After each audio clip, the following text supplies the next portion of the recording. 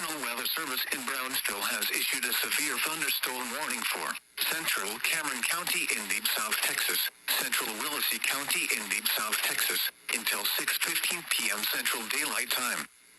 At 5:07 p.m. Central Daylight Time, severe thunderstorms were located along a line extending from 6 miles northeast of San Perlita to near Santa Monica to near La Encantada Elementary School, moving east at 15 miles per hour.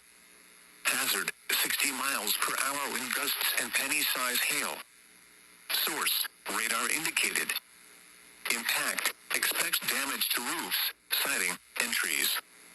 Locations impacted include Harlingen Arts and Heritage Museum, El Camino Angostura, Paul Nolasco Elementary, Port Mansfield, San Perlita, McLeod Hood Reservoir, San Benito, Willamar, Harlingen Fire Department, and McAvey Park. Remain alert for a possible tornado.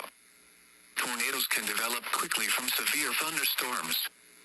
If you spot a tornado, go at once into the basement or small central room in a sturdy structure.